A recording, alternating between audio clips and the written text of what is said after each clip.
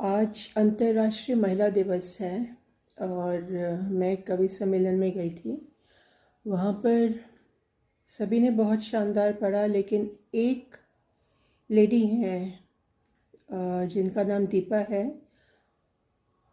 उनका बहुत अलग किस्म की कविता थी जो उन्होंने बोला। वो बोला कि उनकी कविता ये थी कि द्रौपदी ये कह रही है, मतलब नारी ये कह रही है, द्रौपदी को सिंबलाइज करके युधिष्ठिर को कह रही है कि अगले जन्म में मैं युधिष्ठिर बनूंगी और तुम द्रौपदी बनना, और मैं तुम्हें जुए में दांव पर लगाऊंगी और तुम्हें भरी सभा में अपनों के बीच अपनों के हाथों तुम्हारा चीरहरण किया जाएगा, और उसके बाद मैं उस वक़्त शर्म से सिर झुका के रखूंगी युधिष्ठिर बन के, और उसके बावजूद मैं धर्म सम्राट युधिष्ठिर कहलाऊंगी, धर्मराज युधिष्ठिर।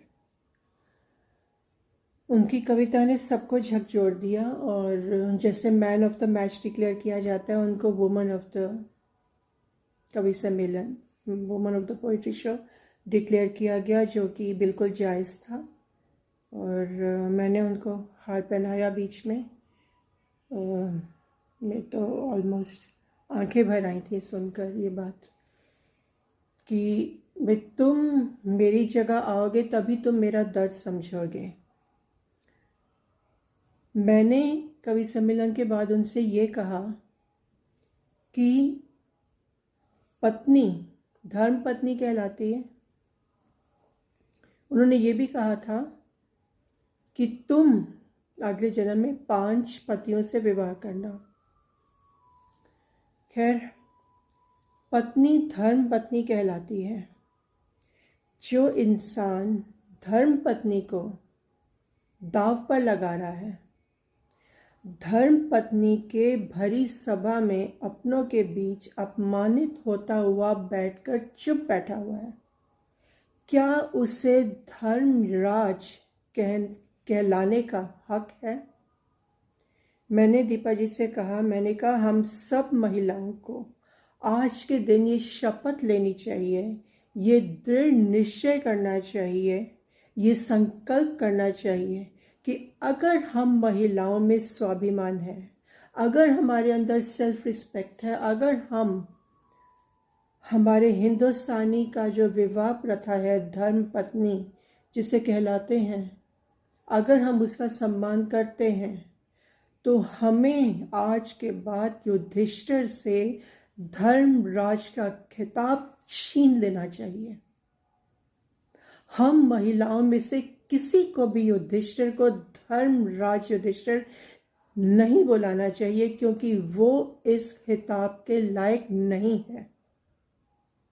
वो इस खिताब के लायक नहीं है।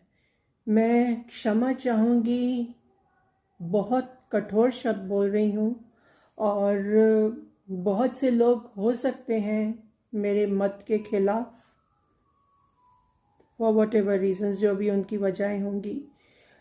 ये मेरा पर्सनल व्यू पॉइंट है, और मुझे नहीं लगता कि कोई भी महिला मेरे से मतभेद करेगी, या फिर कोई भी जेंटलमैन जो सच में अपनी पत्नी की इज्जत करता है, अपनी धर्म पत्नी की इज्जत करता है, मुझे नहीं लगता कि वो मुझसे मतभेद करे।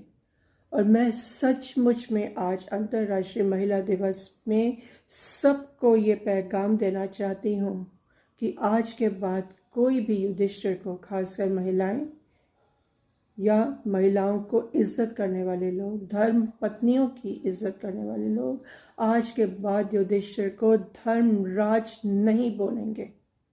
हम सिर्फ महाराज युधिष्ठिर, क्योंकि वो धर्मराज कहलाने के लायक नहीं है, वो इस खिताब के लायक नहीं है, नहीं है, नहीं है। बस यही कहना चाहती थी मैं। शुक्रिया।